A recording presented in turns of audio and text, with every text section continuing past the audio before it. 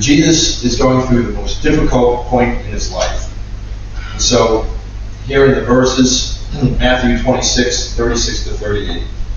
Then Jesus went with his disciples to a place called Gethsemane, and he said to them, "Sit here while I go over there and pray." He took Peter and the two sons of Zebedee along with him, and he began to be sorrowful and troubled. Then he said to them, "My soul is overwhelmed with sorrow to the point of death. Stay here and keep watch with me."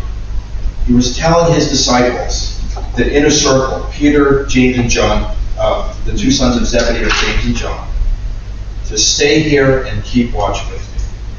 So what does that tell you? Well, what it tells me is that Jesus needed Peter, James, and John to be with him in the most difficult part of his life. And here's the question: why did Jesus need his sinful human friends to be with him, even though he's sinless and he has a perfect relationship with God the Father? Remember, he's going out every morning to pray for hours, and yet, in the most difficult time, he needs his three human friends to be with him. And that, I think, should make us think, well, what does the Bible show about friends? Adam needed a human friend despite having a perfect relationship with God, a perfect friendship with God. Remember that Adam, being by himself, this was before the fall, before the sin. So before sin entered the world, Adam still needed a human relationship. Elijah's severe relationship came when he was not with friends, even though he saw and felt God's dramatic power.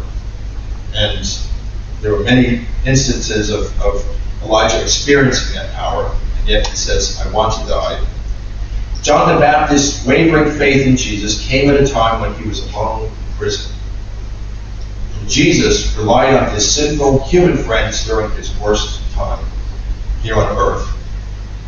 And I would like to suggest that this, to me, shows that we have a need for friendship, but not just any kind of friendship.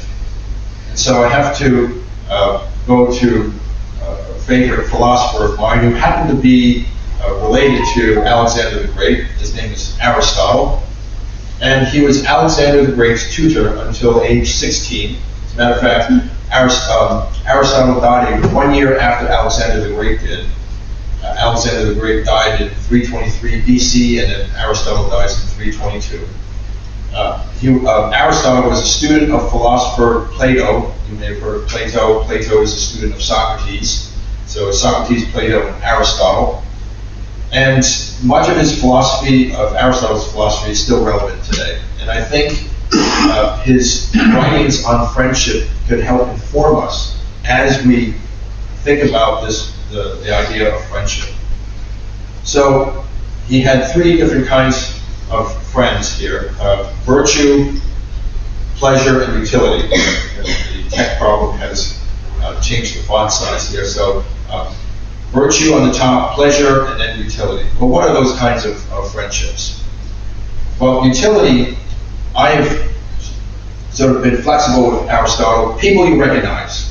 So we are friends of utility here. We all come together for a common purpose, and then we leave, and then we go back and do our own thing.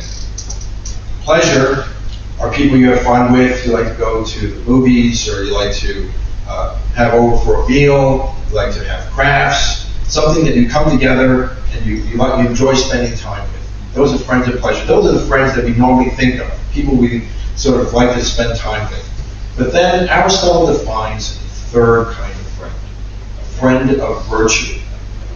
And I've defined virtue as people who seek your greater good by giving of themselves.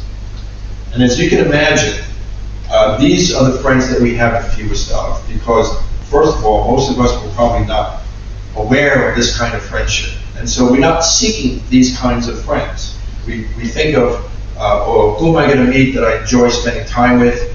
If you're single, you wonder who is my life partner that I'm going to meet, and I'll actually address that specifically.